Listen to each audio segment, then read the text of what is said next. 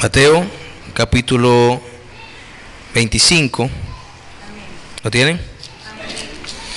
Bien, dice de la siguiente manera: entonces el reino de los cielos será semejante a 10 vírgenes que, tomando sus lámparas, salieron a recibir al esposo.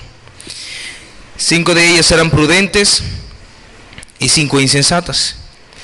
Las insensatas tomando sus lámparas,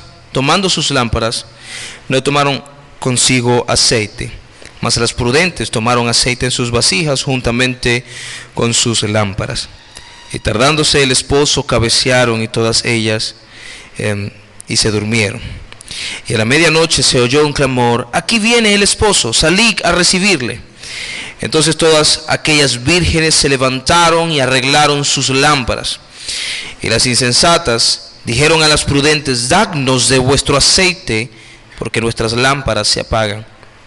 Mas las prudentes respondieron diciendo: para que no nos falte a nosotras y a vosotras, id más bien a los que venden y comprad para vosotras mismas. Pero mientras ellas iban a comprar, vino el esposo, y las que estaban preparadas entraron con él a las bodas, y se cerró la puerta. Después vinieron también las otras vírgenes, diciendo: Señor, Señor, ábrenos. Mas él, respondiendo, dijo: de cierto os digo que no os conozco.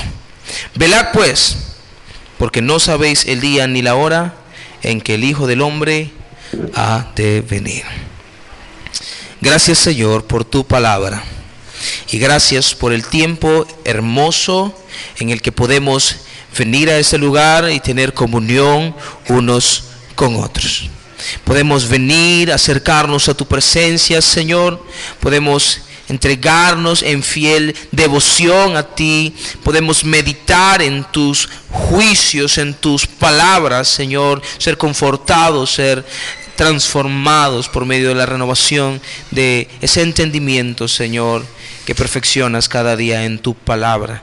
Gracias por esta noche, por mis hermanos, por cuanto tu bendición está sobre ellos y tu gracia es derramada una vez más. Oramos a ti porque el tiempo que invirtamos en este lugar pueda ser edificante, provechoso, útil para nuestro espíritu y para nuestra mente. Que podamos no solo ser llenos en el espíritu, Señor, en el tiempo en el que tenemos comunión contigo, sino también podamos ser edificados grandemente por medio del entendimiento de tu palabra, Señor. Ilumínanos, instrúyenos, enséñanos tu verdad, guíanos en tu verdad, mi Dios amado. Cuídanos y cuídame, Señor, de hablar lo que no debo decir, Señor, y que pueda ser un portavoz, un fiel vocero de tu palabra, para gloria tuya y para el crecimiento de esta iglesia. Que tu nombre sea exaltado en todo momento. En el nombre de Jesús.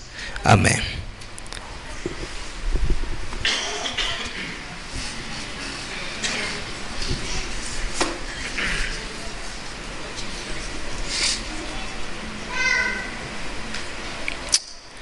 Bien, gracias al Señor por su palabra. Hace días que quería predicarte este mensaje. De hecho lo tenía preparado para la semana pasada, pero estaba bastante mal de la garganta, no podía hablar casi. Desde el sábado, desde el viernes que tuvimos la vigilia, el sábado amanecí totalmente mal. Digo, el domingo iba a predicar esa palabra en la Santa Cena, pero pues lamentablemente no se pudo. Gracias a Dios por esta oportunidad que podemos venir y compartir la palabra del Señor. Bien, no es primera vez que escuchamos la parábola de las 10 vírgenes. ¿Sí? ¿Cuántos de ustedes han escuchado alguna vez ya alguna enseñanza, alguna predicación, algún mensaje, bien sea en esta congregación o en algún otro lugar, o en la radio o en la televisión, acerca de la parábola de las 10 vírgenes, las vírgenes insensatas, las vírgenes prudentes? Bastante, ¿verdad? Pero el Señor no deja de enseñarnos, el Señor no deja de instruirnos en su palabra. Y personalmente, hermanos, yo he experimentado algo muy extraordinario, y es que mientras más profundizo en un pasaje bíblico, yo a veces paso semanas estudiando un pasaje bíblico solamente, mientras más profundizo en él, más llego a conocerle, más llego a entenderlo, y más llego a conocer a Dios, y más llego a alabar al Señor por eso. O sea, lo que entendí el primer día no se llega a comparar con lo que puedo llegar a comprender días después, en la medida en la que voy profundizando y profundizando y profundizando en el pasaje bíblico. Así que es una práctica sumamente edificante y fundamental. Y por eso digo que ese pasaje bíblico, así como otros de la Escritura, no deja de enseñarnos, no importa cuántas veces lo prediquemos. Aún si lo conociéramos de pie a cabeza, aún si ya lo entendiéramos plenamente, el pasaje sigue siendo útil para nosotros en todo momento, para cada circunstancia de nuestras vidas. Bien, en primer lugar,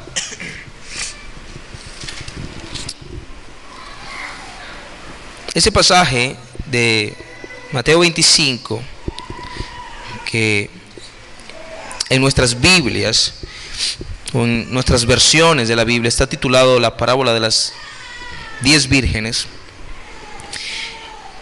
Esa es una parábola de Jesús que forma parte de 3 parábolas.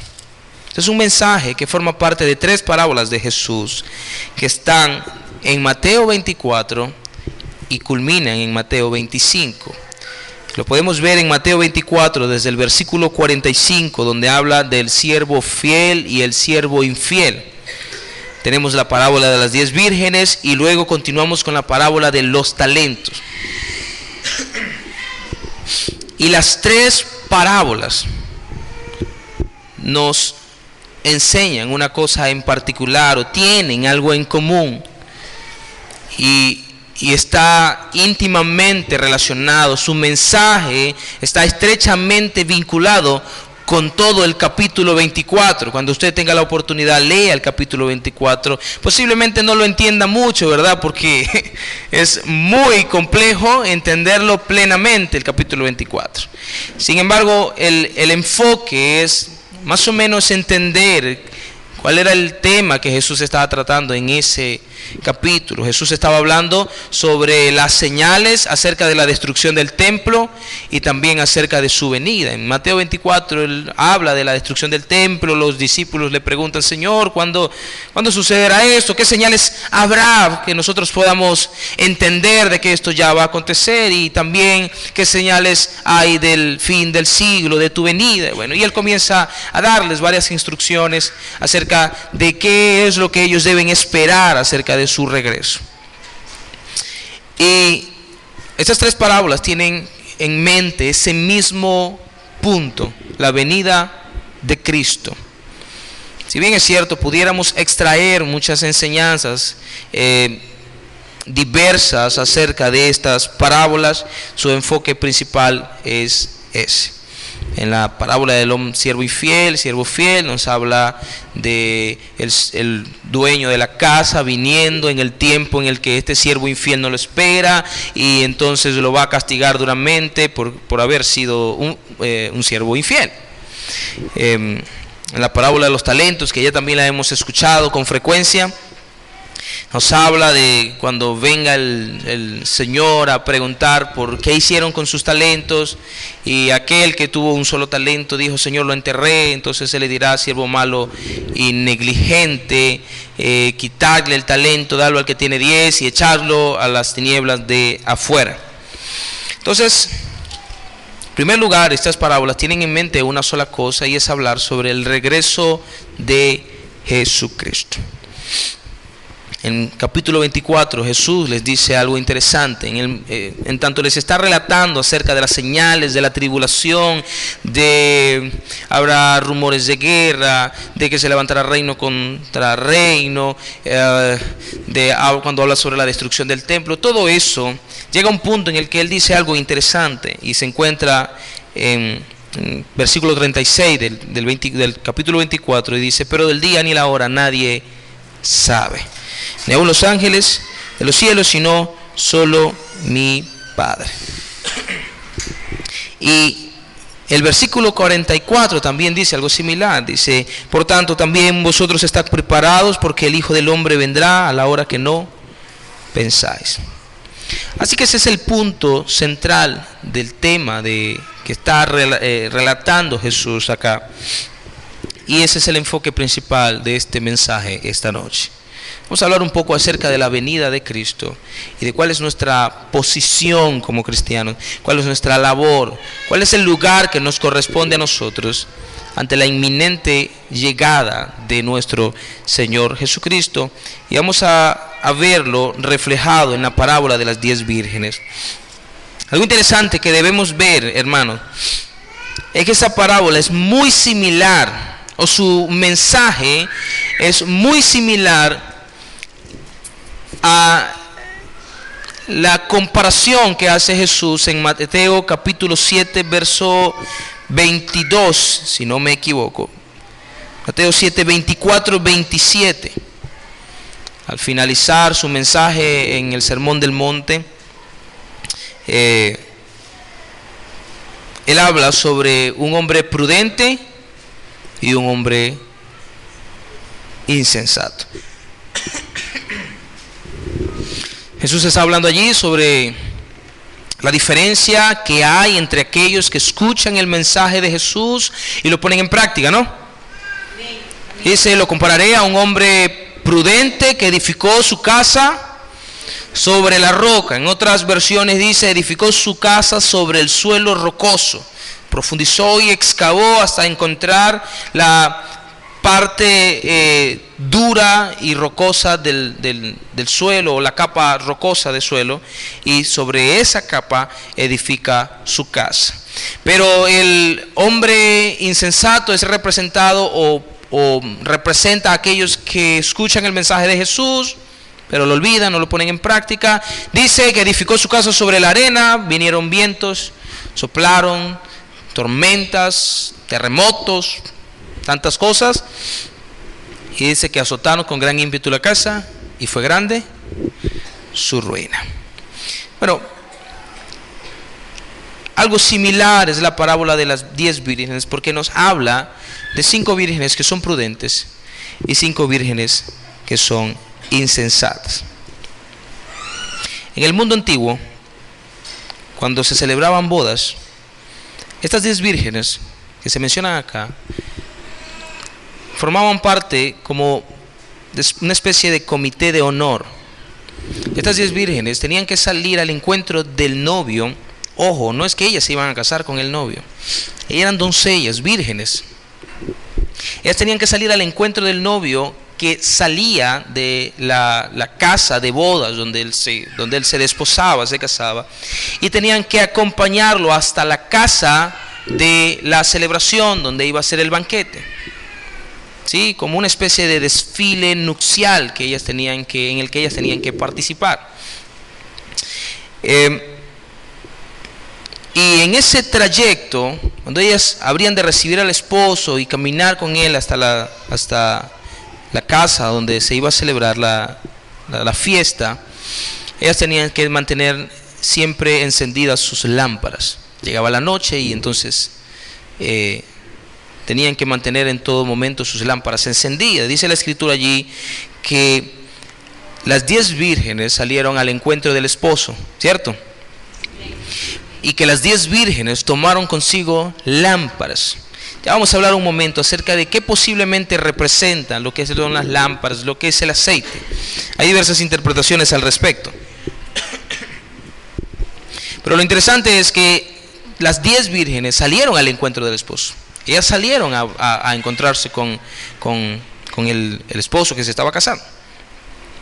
Y también ellas tomaron sus lámparas, todas las 10 cargaban sus lámparas. Ahora, la gran diferencia acá es que 5 de ellas tomaron consigo aceite, aceite que utilizarían en el momento en el que llegara el esposo para poder caminar con él. Ok, me imagino yo, porque llegara la noche y entonces necesitarían encender sus lámparas, y para eso era la vasija con aceite. La vasija de aceite era como del tamaño de una mano. Y 5 de ellas, que es como la Biblia los describe, las 5 insensatas, se describen insensatas, ¿por qué? Porque ellas se atrevieron a llevar lámparas para la noche, pero sin aceite. O sea, no hay nada más inútil para una lámpara que no tenga aceite. O no hay nada más inútil que una lámpara sin aceite. Realmente no sirve para nada. Hoy en día no, hoy en día tenemos las linternas con pilas y con todo ese tipo de cosas, pero antes no funcionaba así. Antes se necesitaba aceite. La lámpara era como un frasco grande de barro que tenía una mecha en la punta, y entonces el aceite servía para encender la mecha y entonces pudiera alumbrar en la superficie. Entonces, llevar una lámpara para un recorrido durante la noche sin aceite era algo ridículo, era algo insensato, ¿sí? Era algo imprudente, y por eso es que la Biblia las describe de esa manera. Ahora, algo interesante también es que, primero que nada, todas ellas, esperando al esposo, cabecearon y durmieron. Y hay cierto simbolismo, pudiéramos verlo de esa manera, en ese versículo. Dice que cuando llega la medianoche se oye un clamor que dice: aquí viene el esposo, venid a recibirle, y todas ellas se levantan a recibir al esposo. Estamos hablando de 10 vírgenes, ¿okay? No solamente las 5 de ellas, las 10 se levantaron a recibir al esposo cuando oyeron el clamor. Pero llega el momento en el que ellas deben encender sus lámparas, y allí es donde está el meollo del asunto. Vienen las 5 insensatas y le dicen a las prudentes: oye, danos un poco de tu aceite para que entonces nosotros tengamos cómo encender nuestras lámparas. Y llegan las vírgenes prudentes y les dicen: para que no nos falte ni a nosotras ni a ustedes, vayan a los que venden y compren. Ahora, lo curioso de esto es que el esposo viene exactamente en el momento en el que ellas no están. Y eso no es coincidencia realmente. Exactamente en el momento en el que ellas se fueron a comprar el aceite, el esposo vino y las que estaban preparadas entraron. Dice el relato que después regresan estas vírgenes y la puerta está cerrada, y comienzan ellas a tocar, diciéndole al esposo que les abra, y él les dice una respuesta que es un tanto atemorizante, y es: no os conozco. No las conozco, dice el esposo. Y quizás ya usted se irá imaginando a qué nos estamos refiriendo, todas estas representaciones. Pero no queda de más irlas mencionando poco a poco, porque quizás en muchas de ellas no estamos del todo correctos, no lo sé. Bueno, en primer lugar, ya dijimos que este relato se refiere a la venida de Cristo por su iglesia. Y esta iglesia, en cierta manera, es representada por vírgenes, por doncellas. Ahora bien, mucho hemos creído, yo en particular, no sé usted, si usted ya ha tenido una comprensión diferente, pero todo ese tiempo yo he creído que estas 10 vírgenes representan a la iglesia de Cristo. Ahora bien, pudiéramos decir que estas 10 vírgenes representan a la iglesia en la tierra. Sí, la iglesia terrenal como tal. Pero ya decir que representan a la iglesia de Cristo, o sea, el rebaño de creyentes, de cristianos que el Señor viene a buscar, eso es problemático y conflictivo a la hora de interpretar la Escritura. Bueno, en primer lugar, no pudiéramos decir que ahí se está refiriendo de toda la iglesia universal de Cristo, porque cuando estas vírgenes se van y llega el esposo y les cierra la puerta, y luego que ellas regresan, Él les dice: no los conozco. Entonces, una clara representación de aquellos que cuando venga el Señor tendrán que quedarse, comparados con esas 5 vírgenes insensatas. Pero lo curioso de esto es que estas personas no tienen más oportunidad. O sea, pensar en la posibilidad de que un cristiano, un creyente verdadero, fiel del Señor, llegue a quedarse cuando el Señor venga por su iglesia, eso significaría que no hay más oportunidad para él. Y evidentemente eso no lo enseña la Biblia. ¿Sabe por qué? 1 Tesalonicenses capítulo 5, no recuerdo exactamente el versículo, dice Pablo: el Señor no nos llamó para ira. El Señor no nos va a dejar para la ira, sino más bien para alcanzar la misericordia. Ok, pero vamos a ir explicando un poco más en detalle. Entonces, en cierta manera, pudiéramos representar a estas 10 vírgenes con la iglesia terrenal. ¿Y a qué me refiero con la iglesia terrenal? Me refiero al grupo de personas en la tierra que han hecho una profesión de fe en su vida.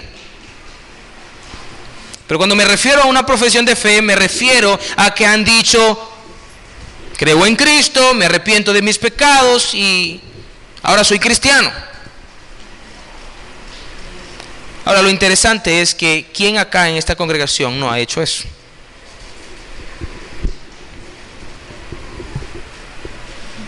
De todas las personas que a lo largo de 10, 11 años que tenemos acá, que han venido a este lugar, que ahora ya no están, quizás otros están en otra iglesia o otros ya no están, sencillamente. ¿Cuántos de ellos hicieron una profesión de fe? Pasaron a este lugar, dijeron: Señor, sí, te acepto en mi corazón. A eso me refiero con una profesión de fe. Alguien que ha afirmado ser un creyente. Alguien que ha afirmado ser un cristiano. A eso me refiero con la iglesia en la tierra. El grupo de personas que han profesado seguir a Cristo, han profesado creer en Cristo Jesús. Pero de entre esas personas que han dicho creer en Cristo Jesús y servir a Cristo Jesús, están aquellos que de verdad dan testimonio, dan fruto de verdaderos cristianos, y están aquellos que son falsos, aquellos que son como ramas estériles, aquellos que en realidad no han nacido de Dios, que en realidad no han tenido ni experimentado una verdadera conversión. Entonces, ahora, el problema es que tanto uno como lo otro están en el mismo lugar. Y es que en una congregación hay cristianos y hay no cristianos. Hay cristianos verdaderos y los que se mencionan como cristianos nominales. Un cristiano nominal es un cristiano de nombre. ¿Sí? Es como que alguien que saca un carnet y dice: mira, tengo mi carnet de cristiano. ¿Sí? Pasaje gratis.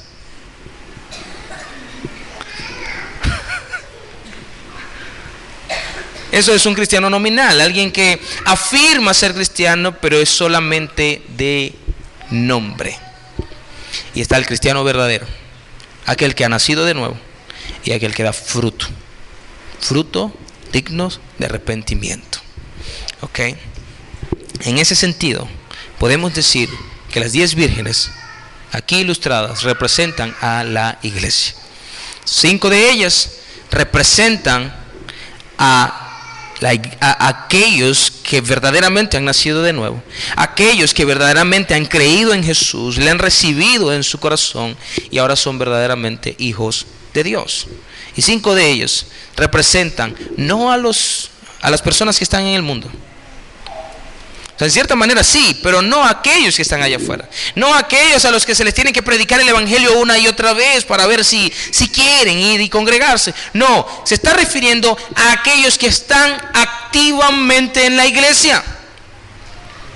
Por eso les dije, algo interesante de esta parábola es que 10 de esas 10 vírgenes salieron a recibir al esposo. No 5 de ellas.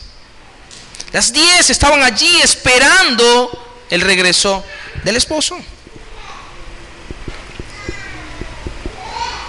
En otras palabras, tanto las 5 prudentes como las 5 insensatas representan a aquellos que están dentro de la iglesia de manera activa, que están trabajando en la iglesia. Puede ser aquellos que ministran en la iglesia, aquellos que enseñan, aquellos que limpian, aquellos que cantan, aquellos que se congregan de manera regular en la iglesia, aquellos que van y predican a los hospitales, o aquellos que van y hacen misiones.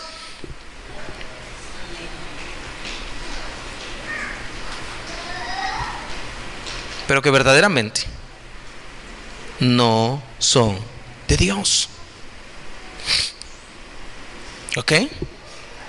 Entendamos eso, hermanos. No veamos esa clase de personas como quienes verdaderamente nacieron de Dios, son hijos de Dios, pero se apartaron de la fe. No, sencillamente la Biblia los describe como aquellos que nunca han nacido de nuevo, que nunca han experimentado una verdadera conversión, que nunca han creído en Jesús. Ahora, la Biblia describe que estas 5 vírgenes que se mencionan acá como insensatas, ¿cuál es el factor que en últimas determina el estado de estas mujeres?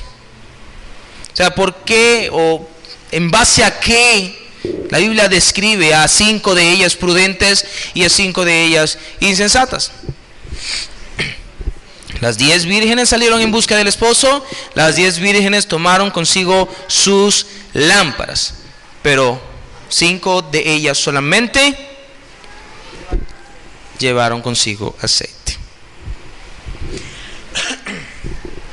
Ese solo requisito, mi querido hermano, ese solo factor determinó quiénes eran prudentes y quiénes eran insensatas. Ahora, quizás usted más o menos se está imaginando de qué es lo que representa el aceite en esta parábola. Bueno, algunos bien intencionados dicen que el aceite acá representa al Espíritu Santo. Bueno, y la verdad yo no veo ningún problema en esa interpretación realmente. Otros no se atreven a dar una conclusión exacta acerca de qué es lo que representa el aceite, pero sí están claros de algo. Ese solo factor determina en últimas el estado de estas mujeres y el destino final de ellas. Otros dicen que la lámpara representa la palabra de Dios, ya que en Salmo 119, verso 105, dice que la palabra de Dios es una lumbrera. Dice que es lámpara que ilumina nuestros pies. Entonces algunos dicen, bueno, la lámpara que se describe acá representa la palabra de Dios. Y cuán inútil es para una persona tener una Biblia sin tener al Espíritu Santo. ¿Sí? Bueno. Sin embargo, hay otros que creen, y tampoco encuentro problemas en su interpretación, que la lámpara representa aquello que es común tanto para unos como para otros, tanto para aquellos verdaderos creyentes como para aquellos falsos creyentes, y dicen que es la profesión de fe. Es decir, tanto los creyentes verdaderos que están en la iglesia como los creyentes falsos que están en la iglesia, y que a veces nos es tan difícil distinguir, todos hemos confesado a Cristo alguna vez. Todos hemos dicho alguna vez: Señor, creo en ti, me arrepiento de mis pecados, inscríbeme en el libro de la vida.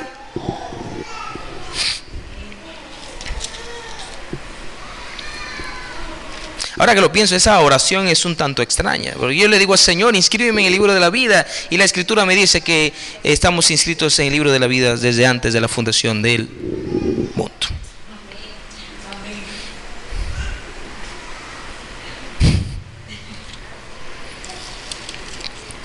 Entonces, algunos dicen que la lámpara representa la profesión de fe del miembro de la iglesia.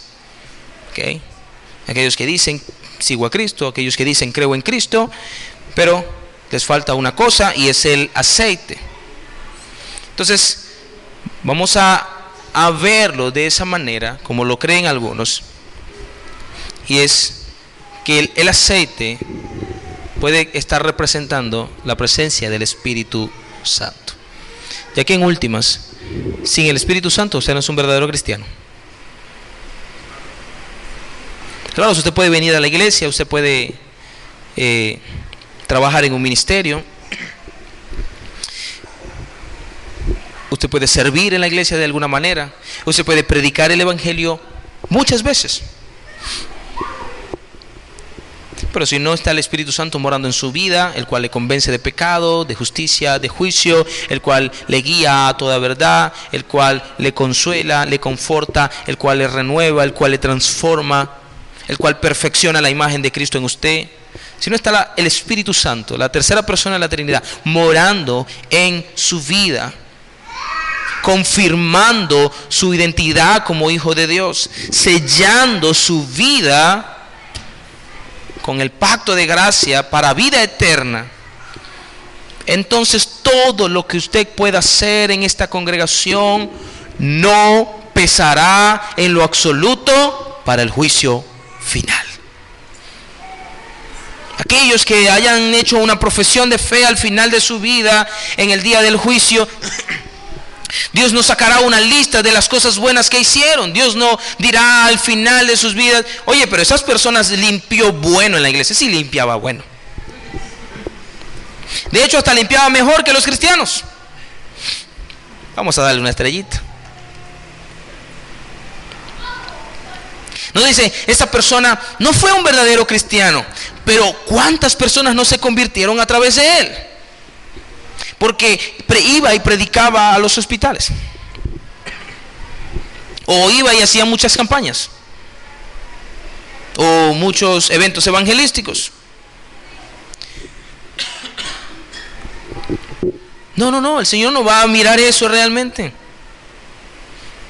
Lo único que el Señor va a ver y que va a terminar pesando sobre su eternidad, ¿dónde la va a pasar? Si es con el Señor o es en el infierno, es si realmente nació de nuevo, si realmente ha sido sellada por el Espíritu Santo, si su vida manifestó, dio testimonio de la presencia del Espíritu Santo en su vida.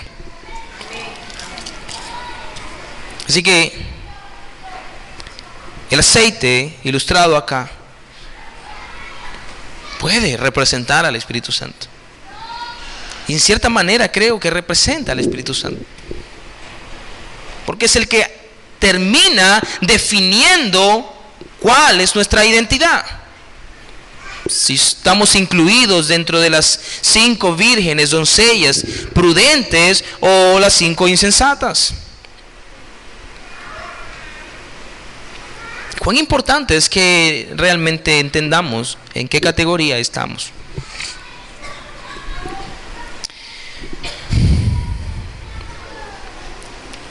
En el versículo 9, cuando dice, versículo 8, las vírgenes insensatas le piden aceite a las prudentes.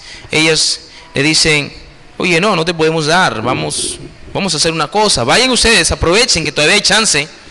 Aprovechen a comprar allá en la tienda para que no les falte ni a ustedes ni a nosotros.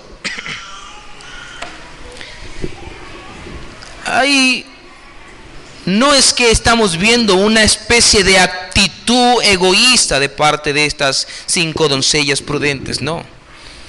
Pero lo que sí representa este versículo es que el estado de salvación del cristiano no puede ser transferible, hermanos. O sea, hermanos, usted no se va a salvar por mí, ni siquiera por mi oración, ni siquiera por mi predicación, ni siquiera por mis buenas obras, por mi obediencia o por mi fidelidad al Señor, o por cuanto yo le ame a usted o por cuanto yo desee que usted se salve. Usted no terminará salvando su vida. ¿Ok? Decía una hermana una vez que le vivía predicando a un familiar y él decía que no se preocupara, que cuando viniera el Señor él se le pegaba a ella de la pierna.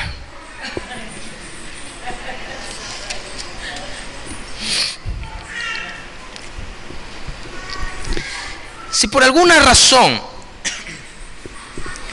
el aire me está acabando la garganta. Si por alguna razón todo el mundo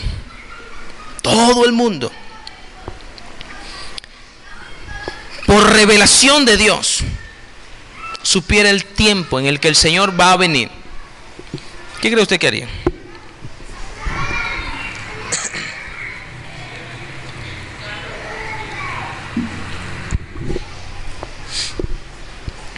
Como dicen por ahí en el mundo, se agarrarían de la barba de Dios.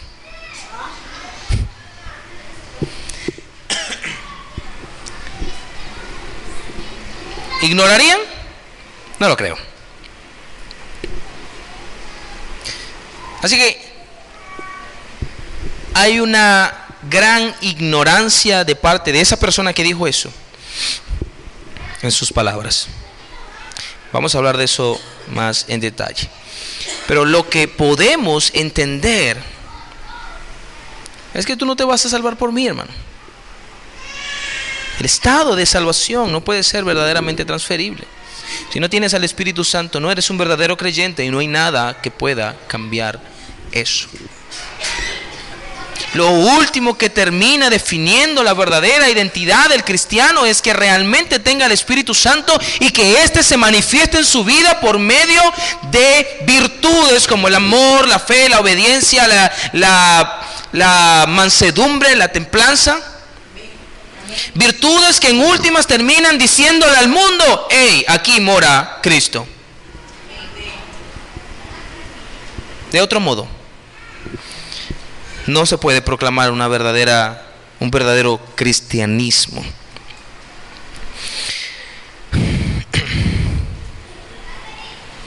Y en el verso 10 ocurre lo inesperado. Dice, cuando ellas iban a comprar el aceite, ¿qué pasó? Llegó el esposo. Y las que estaban preparadas entraron con él a las bodas y se cerró la puerta. ¿Esperó 5 minutos? Dijo, vamos a esperar unos 5 minutos a ver si llegan.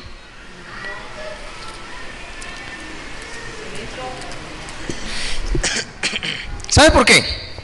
Y eso es un pensamiento que tengo acerca del versículo. Porque el esposo solamente conocía a 5 de esas vírgenes. Para el esposo, al ver esas 5 vírgenes entrando, él vio que era suficiente. Él vio que no faltaba nadie más. En otras palabras, hermanos, si usted está esperando 5 personas y le llegan 5 personas, ¿para qué va a esperar más? ¿Ah? ¿Sí? Necesito 5 personas para esto.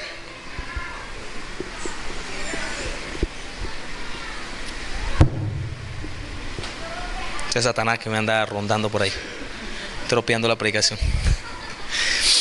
Y me llegan 5 personas, 5 voluntarios, ¿Para qué voy a pedir más? A menos que me caiga mal uno de ellos. Entonces lo que yo trato de ver en este pasaje es, dice, cuando entraron las 5 vírgenes prudentes, ¡pum!, se cerró la puerta. ¿Por qué no esperó un poco más? El Señor conoce a los suyos, hermano. El Señor conoce a los suyos, aquellos que son verdaderos cristianos. El Señor conoce los corazones del mundo, de las personas del mundo.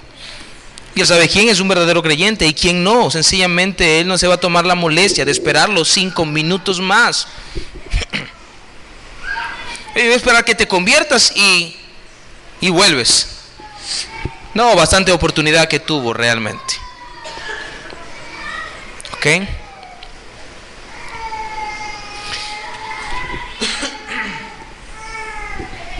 En el versículo 11 hay algo maravilloso.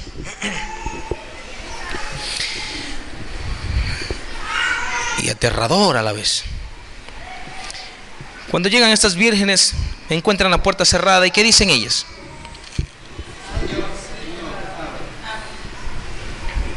¿Qué dicen? Señor, Señor, ábrenos. Esta frase, Señor, Señor, era muy común en tiempos antiguos. Repetir por segunda vez el nombre de alguien suponía una relación íntima entre esa persona y a quien estaba llamando.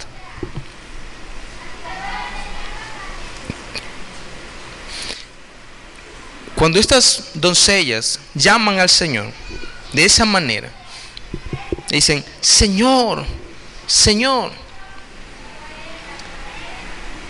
De cierta manera lo que están suponiendo es que ellas, al igual que las 5 prudentes, también gozan de una relación íntima con el esposo. Cuando hablo de relación íntima, hablo de una relación personal, ¿ok? Bien sea de familia, de cualquier otra cosa, pero una relación personal. Se conocen de manera personal. Y ellas pensaban que ellas gozaban de esa misma relación, al igual que las otras 5 vírgenes prudentes. Pero pasa algo muy interesante que Jesús lo describe en Mateo capítulo 7, versículo 21. Y dice, no todo el que me diga entrará al reino de los cielos, sino aquel que hace la voluntad de mi Padre que está en los cielos. Muchos en aquel día dirán, Señor, Señor, ¿acaso no profetizamos en tu nombre? En tu nombre echamos fuera demonios, en tu nombre hicimos muchos milagros. Pero la respuesta de Jesús en ambas ocasiones es muy diferente a su llamado. Es muy diferente el llamado de ellos hacia Él. Ellos le dicen, Señor, Señor. Como, epa, ¿te estás olvidando de mí o qué? ¿No te has olvidado de todo el tiempo que pasamos juntos? Todas las veces y las horas en las que pasé orando, leyendo la Biblia, predicando. Su respuesta es muy diferente.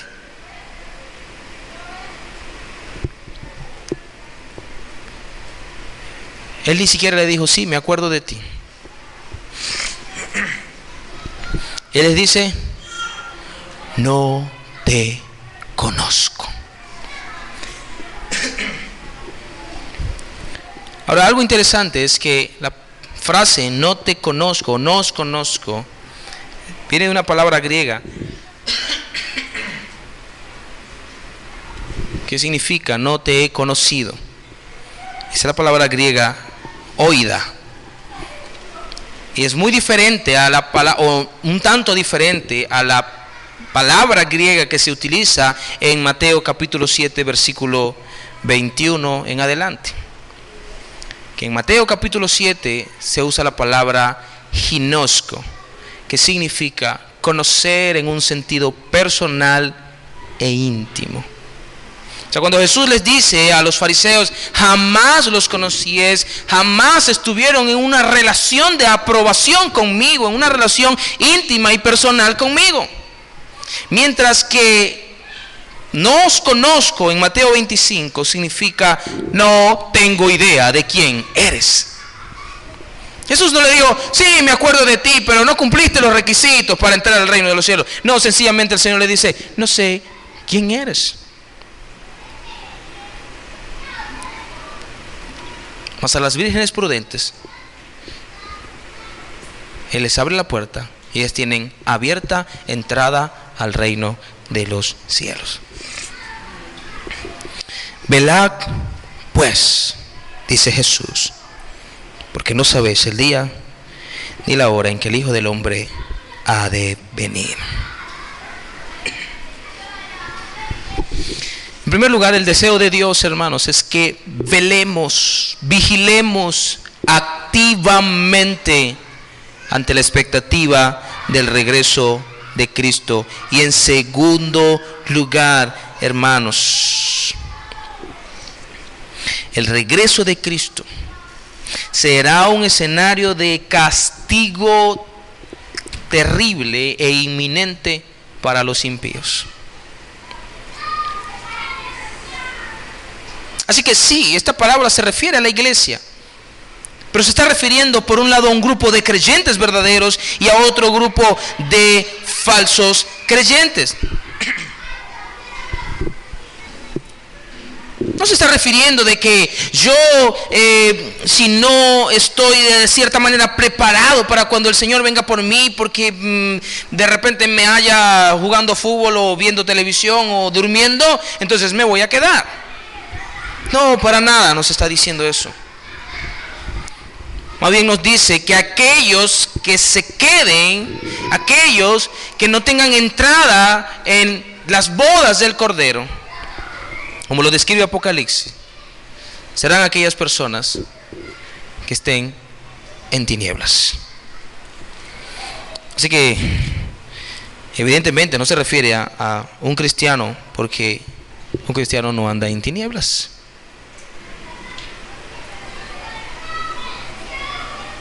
Bien, y si no me cree, hermanos, tiene que buscarlo en la palabra. No, es verdad.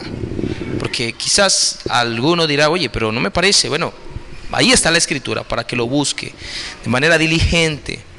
Y yo siempre le digo a mis hermanos, si tiene alguna irregularidad en cuanto a mi enseñanza, en cualquier otro momento venga y discutimos el tema, ¿verdad? Nos agarramos allí, ¿eh? No, hermanos, conversamos acerca del tema y si estoy equivocado, pues corrijo lo enseñado, ¿ok? Y si no, pues lo corrijo usted, hermano. Pero sí, algo muy importante es que nos dice, es que aquellos que son verdaderamente cristianos han sido iluminados con el don del Espíritu Santo, tienen el Espíritu Santo y ahora caminan en la luz de Jesucristo. Y la Biblia dice que son hasta luz del mundo. Usted no puede haber un cristiano que camine en tinieblas. El caminar en tinieblas es característico de aquellos que no han conocido la verdad, que no han conocido a Cristo, que están hundidos en sus pecados, que todavía tienen el velo que cubre sus ojos. Pero hay un llamado muy firme y muy serio de parte de Dios para nosotros, y es velar. ¿Por qué? Porque el Señor viene pronto. Velar porque su venida está cercana. Y no sabemos el momento exacto de su venida. Durante siglos muchos han intentado equivocadamente de establecer fechas exactas acerca de la venida de Cristo. Algunos de manera ignorante han creído que, como la Biblia dice que no sabéis el día ni la hora, entonces los meses y los años sí lo sabemos. Creo que es un poquito absurdo, pero algunos también han llegado a especular de eso. Bueno, dirán, bueno, Dios no dijo los meses y los años, entonces vamos a calcular por lo menos el mes o el año. No, hermanos, Jesús trató de decir, hermanos, nadie sabe cuándo vendrá el Señor. Ni los ángeles sino solo mi Padre. Y en cierta medida creo, o mejor dicho, creo que parte del propósito de Dios es que no supiéramos la hora o el día o el mes o el año de su venida. ¿Sabe por qué? Porque no nos interesa. Porque es como si Dios te estuviera diciendo a ti, hermano o hijo, no te interesa. ¿Para qué quieres saber el tiempo de mi venida? No te interesa saberlo realmente. No hay razón para que tú estés buscando saber el día y la hora en que el Señor va a venir, porque eso no ni te va a añadir ni te va a quitar nada. ¿A qué me refiero, hermano? Y es que a un cristiano no le debe interesar en lo más mínimo el regreso de Cristo, porque si es cristiano, hay una característica muy resaltante en él, que lo diferencia de aquellos que no son verdaderamente cristianos. Y es que vela, que vigila, que está alerta, que no está dormido, que no anda en tinieblas, que camina en la luz del Señor. Y se cumple lo dicho por el apóstol Pablo en 1 de Tesalonicenses 5:6. Que nosotros no somos de las tinieblas para que aquel día nos sorprenda como ladrón. En otras palabras, hermanos, aunque usted y yo no sabemos con exactitud el día y la hora de la venida de Cristo, ¿y qué? Dice la palabra que a un verdadero cristiano no lo va a sorprender la llegada de Cristo. ¿Por qué? Quizás dirá usted, no, porque yo pienso que 5 minutos antes sentirá un corrientazo y... Qué pena, un cortocircuito ahí en la nevera de su casa. O, no, yo escucharé una voz, el Señor me llama, ven. No, nada de eso lo dice la Escritura.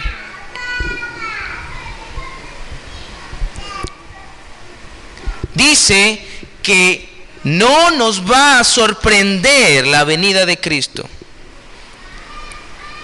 porque el cristiano no vela en el momento en el que sabe la llegada del ladrón. No, él vela en todo momento.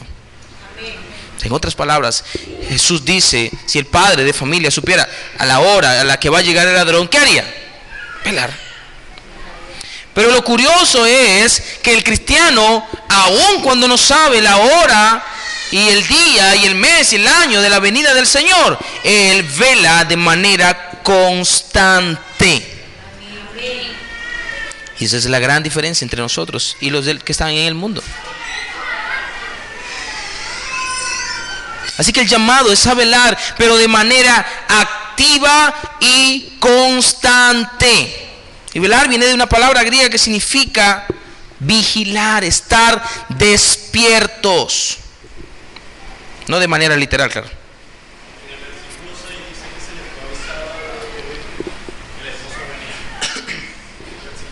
Ahora, es interesante que ahí en ese versículo 6, cuando dice, aquí viene el esposo, salid a recibirle. Algunos creen que eso supone un posible avivamiento de la iglesia. ¿Ok? No, me equivoqué. Ese otro versículo. Lo que algunos creen respecto de ese pasaje es que puede estar refiriéndose a las señales y prodigios que Jesús en el capítulo 24 describe, que precederán al juicio, a su venida. Jesús dice que antes de su venida habrán señales, el sol se oscurecerá, la luna, ¿sí?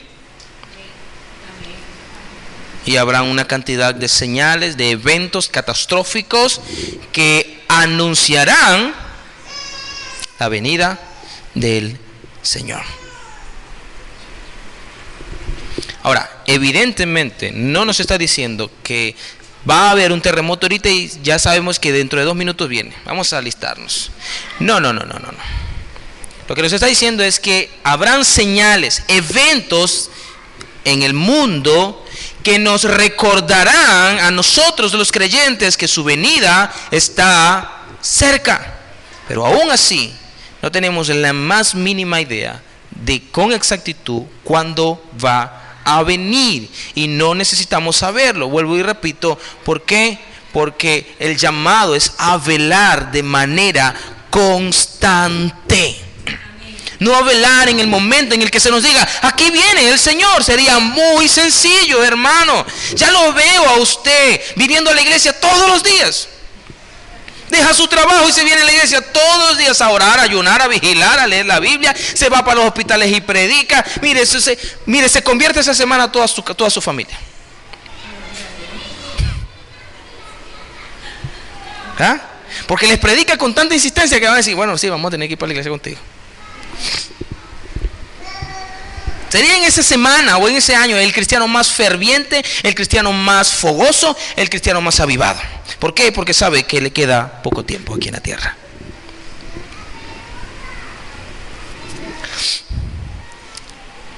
Así que el llamado del cristiano no es a eso. El llamado del cristiano es a velar de manera constante. Un estado de vigilancia permanente. ¿Pero a qué se refiere velar? ¿A qué nos estamos refiriendo con velar? Vigilar. Bueno, cuando alguien velaba, o la palabra velar significa estar despierto, y generalmente se refiere a la noche, cuando alguien tenía que pasar la noche despierto, estando alerta ante posiblemente la llegada del enemigo. ¿Sí? Generalmente la imagen es de un atalaya. Los que estaban en las torres allí en las ciudades tenían que estar en todo momento alertas y vigilantes ante la llegada de posibles enemigos. Así que el llamado es a estar despiertos. La pregunta es, ¿cómo? Bueno, velar, hermanos, representa andar como es digno del llamado y la vocación que Dios nos dio. Velar es o representa andar como dignos del llamado y la elección que recibimos de Dios. En Efesios 4:1 Pablo dice que caminemos como es digno de la vocación con que fuimos llamados. Y la palabra vocación significa llamado. ¿A qué llamado nos referimos? Al llamado a la salvación, al llamado al arrepentimiento, al llamado a la vida eterna, a la santificación. Que si tú realmente fuiste llamado a la salvación, entonces camines como es digno de ese llamado. Camines como aquel que verdaderamente fue redimido por la sangre de Cristo. Camines como aquel que verdaderamente ha nacido de nuevo, dando fruto para Dios. Caminemos como es digno del llamado que hemos recibido. En 2 de Pedro 1, 10, 11 dice, así que hermanos, sed tanto más diligentes para hacer firme vuestro llamado y elección de parte de Dios, porque mientras hagáis estas cosas nunca tropezaréis. Pues de esa manera os será concedida ampliamente la entrada al reino eterno de nuestro Señor y Salvador. Dice, hacer firme de manera diligente vuestro llamado y elección. Y aquí se está refiriendo a la seguridad de la salvación. En otras palabras, es importante que usted mantenga una seguridad consciente de la venida de su estado de salvación, de su condición como cristiano. En otras palabras, yo puedo ser salvo, pero lo que me está diciendo el texto es que yo esté seguro de que soy salvo. Si le preguntara a alguno de ustedes, ¿usted es salvo? Posiblemente dirá, sí, no lo sé. Algunos son hasta más osados, dirán, estoy en eso. Estoy trabajando en eso.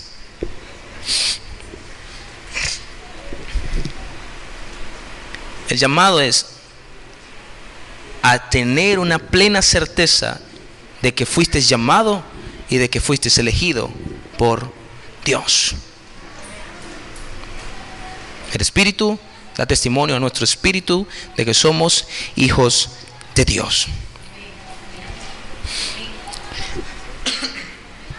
Primera de Pedro 1:13 dice: por tanto, ceñid vuestro entendimiento para la acción. Escuche, sed sobrios en espíritu, poned vuestra esperanza completamente en la gracia que se os traerá en la revelación de Jesucristo. Como hijos obedientes, no os conforméis a los deseos que antes teníais en vuestra ignorancia, sino que así como aquel que os llamó es santo, así también sed santos vosotros en toda vuestra manera de vivir, porque escrito está: sed santos porque yo soy santo. Dice: hermanos, ceñid vuestro entendimiento, sed sobrios.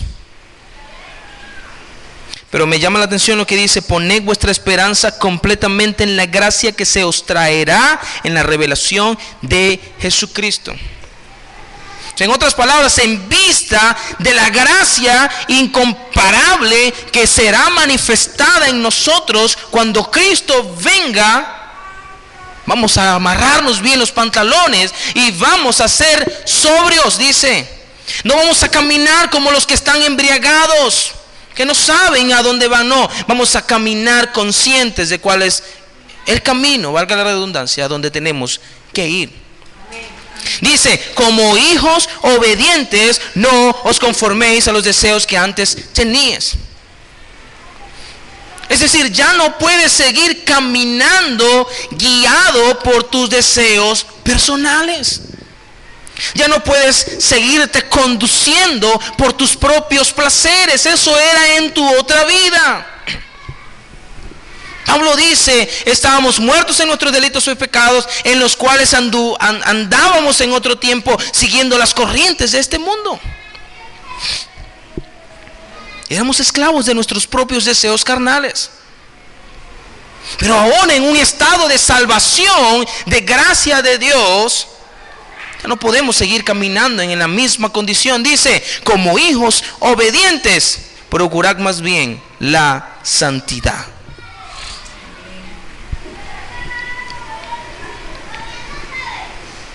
Porque sin santidad, dice la Escritura, nadie verá al Señor. Una mente renovada en entendimiento, una mente que se renueva de día en día, y un corazón que se cimenta en la esperanza de la gracia venidera, es características, o son características, de los que han sido salvados y llamados a la vida eterna. Una mente que se renueva cada día por medio de la palabra, y un corazón que está cada día más arraigado en la esperanza de que Cristo viene pronto a buscarle, es una característica de quien ha sido salvado.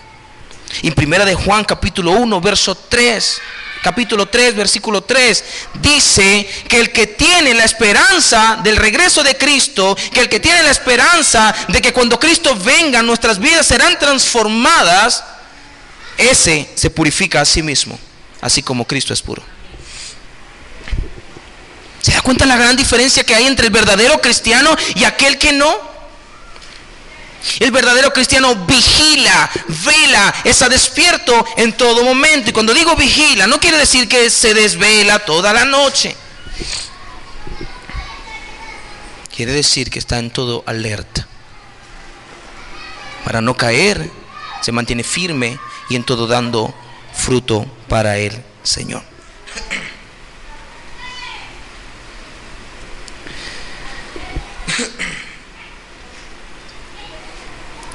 Debemos velar en todo tiempo, porque no sabemos cuándo vendrá Cristo. Cuando los discípulos le preguntaron al Señor: ¿cuándo será esto? ¿Cuándo vas a venir? Danos una pista. ¿Qué les dijo él? Señales. Nadie sabe el día ni la hora, dice. Nadie sabe ni el día ni la hora, dice el Señor. Solo mi Padre. Ahora, lo interesante es que esa incertidumbre de que realmente no sabemos cuándo viene el Señor. En vez de llenarnos de angustia o en vez de hacernos más liberales y desenfrenados en nuestros pecados, ese estado de incertidumbre más bien renueva nuestra esperanza y renueva nuestras fuerzas y renueva nuestra fidelidad al Señor. Vuelvo y repito, para el que es verdaderamente un cristiano, el no saber cuándo viene Cristo, lo único que hace es fortalecerle más en su dependencia y en su comunión con Dios. ¿Se da cuenta que no es necesario saber exactamente el día y la hora en que viene el Señor? Porque aquel que es verdaderamente un cristiano está despierto en todo momento. Amén. Y por otro lado, el hecho de no saber cuándo viene el Señor nos da a entender a nosotros que sobre nosotros pesa una gran responsabilidad. Porque si a ti te dijeran, el Señor viene dentro de 10 años, ya tú sabes que en 9 años vas a estar fresco. Y en ese año, en el 10º, ay, si te vas a poner firme. Pero el no saber si el Señor viene ahorita, o mañana, o dentro de un momento, o pasado mañana, o dentro de 5 años, me obliga a mí a estar alerta a cada mínimo instante. Amén. Mateo 24:44 dice: por eso también vosotros estad preparados, porque a la hora que no pensáis, vendrá el Hijo del Hombre. Y este es un llamado a los creyentes. A la hora que no pensáis, vendrá el Hijo del Hombre. Por tanto, estad preparados. Amén.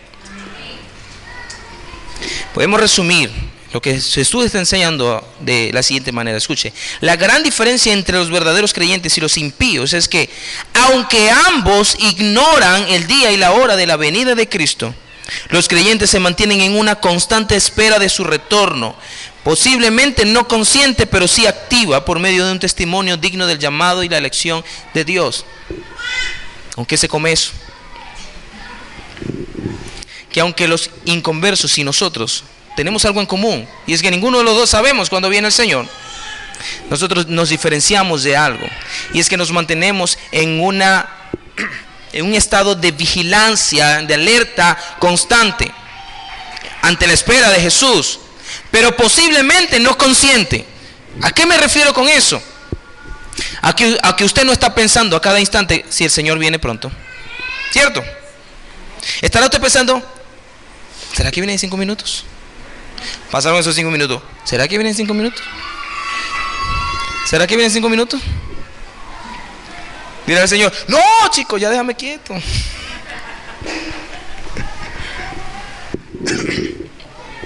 No. Usted sigue sus labores, usted sigue su vida, usted sigue su curso. Trabaja, come, duerme, cuida a su familia y hace todas las cosas que tiene que hacer. Quizás no un estado consciente de espera. Y eso no es lo que el Señor está pidiendo. El Señor le está pidiendo que cada 5 minutos se esté recordando la posible venida de Cristo en ese momento. Por lo tanto, se amarre los pantalones bien. No. El estado de velar no significa estar, ¿será que el Señor viene pronto? Son las 10 de la noche, se fue la luz y ve un resplandor inmenso. ¿Será que es la venida del Señor? Y resulta que es una gandola. Le digo porque nos ha pasado, hermano, de verdad que sí. Me da vergüenza decirlo, hermano, pero nos ha pasado. Vemos un resplandor a plena noche. ¿Será que la venía el Señor? Y es madre gandola que nos está alumbrando la ventana. Velar significa ser un verdadero cristiano. Vive tu vida como un verdadero cristiano, dando en todo testimonio. Un pastor decía que le preguntaron qué haría él si supiera que el Señor vendría en ese momento. Y él dice: bueno, todos los días salgo y podo el césped, recojo la basura. Si supiera que el Señor viene en ese momento, seguiría haciendo lo mismo. Me iría a orar, me iría a leer la Biblia en ese momento. ¿Para qué? Si eso lo hago todos los días.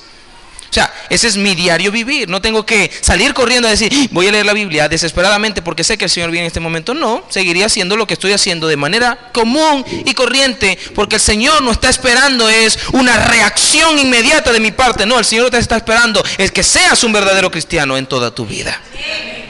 Amén. Y por último, el regreso de Cristo será un escenario de castigo para los impíos.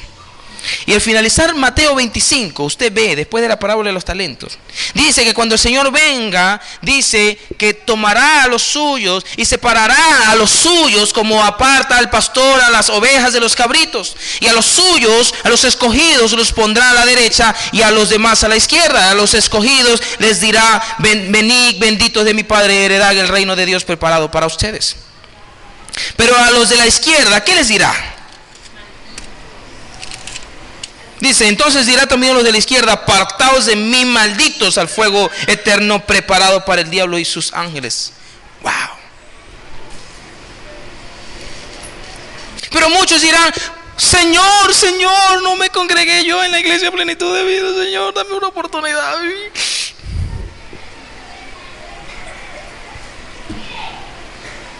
Señor, Señor, es que me fue tan difícil porque quizás mi mamá no me dejaba, mi papá no me dejaba, o mi esposo no me dejaba, entonces por eso no fui un verdadero cristiano, porque tuve tantos obstáculos en la vida. ¿Ah? Y el Señor nos dirá, no os conozco. Y realmente es terrible, hermano.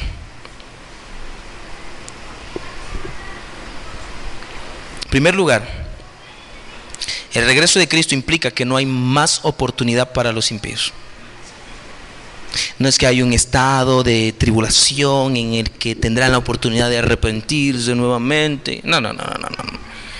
Si viene el Señor, está frito. No hay más oportunidad. Se cierra la puerta. Y luego viene el juicio. Juan 3:18 dice, el que cree en Él no es condenado, pero el que no cree ya ha sido condenado porque no ha creído en el nombre del unigénito Hijo de Dios. Esta declaración, y eso me gustó, no lo había visto de esa manera, esa declaración de Jesús allí, el que no cree ya ha sido condenado, es una rotunda bofetada en la cara de la doctrina católica del purgatorio. ¿Sabe por qué? Porque la doctrina del purgatorio te dice que tú puedes seguir tu vida común y corriente, morir sin siquiera haber oído de Jesús, sin siquiera haber entrado a una iglesia, sin siquiera haber leído la palabra, sin siquiera haber hecho una oración, sin haber creído en Cristo. Y entonces tú vas a ese lugar intermedio llamado purgatorio para seguir purgando tus pecados. Luego otras personas en la tierra están orando durante 9 días por ti para que entonces tengas una entrada libre al reino de los cielos. ¡Qué fácil! Que yo no haga nada en mi vida aquí, igual tenga la seguridad de que voy para el cielo, solo porque me bautizaron de niño, aun cuando nunca creí en Cristo. No, Jesús dice, el que no cree ya tiene una condenación segura. Y ni siquiera estamos hablando de borrar su libro del libro de la vida. No, Apocalipsis 13:8 y 17:8 habla de aquellos cuyos nombres no están inscritos en el libro de la vida desde antes de la fundación del mundo.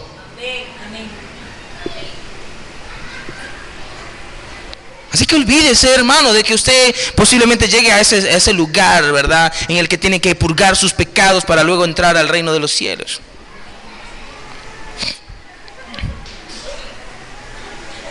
No, aquel que no cree en Cristo no tiene vida eterna. Y por último, hermanos, no existe un momento más atemorizante y aterrador que cuando venga Cristo, a algunos de nosotros nos diga, no te conozco.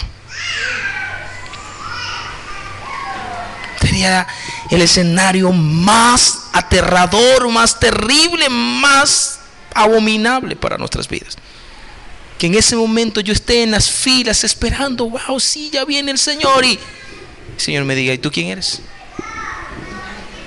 no te conozco.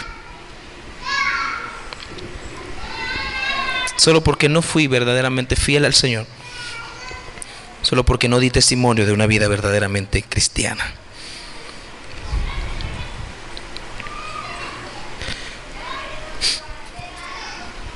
Ahora, aquí no está diciendo que esto no es una advertencia para los cristianos. O sea, hermano, no existe cristiano en la faz de la tierra al que el Señor le vaya a decir, no te conozco. O sea, Dios le va a decir, yo te redimí, yo te lavé con la sangre, yo te purifiqué, puse mi espíritu sobre ti, te sellé, pero no te conozco. No. En lo absoluto. No existe cristiano en la tierra al que el Señor le vaya a decir algún día, no te conozco. Todo aquel al que el Señor le diga, no te conozco, es porque realmente no le conoció, es porque realmente no fue un verdadero cristiano. No importa cuántas veces vino a la iglesia. Pero sí es un llamado a nosotros a que hagamos firme nuestra vocación y nuestra elección. En otras palabras, esfuérzate por tener la plena seguridad de que eres un verdadero cristiano. ¿Y cómo lo vas a hacer? Ríndete a Cristo y da testimonio de Él. Permanece fiel en Él. Como el pámpano no puede dar fruto por sí solo si no está apegado a la vid, depende de Jesús en todo momento. Una dependencia consciente y activa de Cristo, que se ve manifestada a través de la vida de obediencia, a través de la vida de comunión, a través de la oración, a través de la meditación de su palabra. Así se permanece en Cristo y así se mantiene velando. Y estamos seguros y estaremos seguros de que cuando el Señor venga, no tendremos que correr a nuestro cuarto a orar 5 minutos antes para entonces ser bien recibidos por el Señor. No. Tendremos la plena seguridad de que no importa lo que estemos haciendo en ese momento. Si somos fieles y verdaderos creyentes, cristianos, entonces estamos seguros de que el Señor vendrá por nosotros. Amén.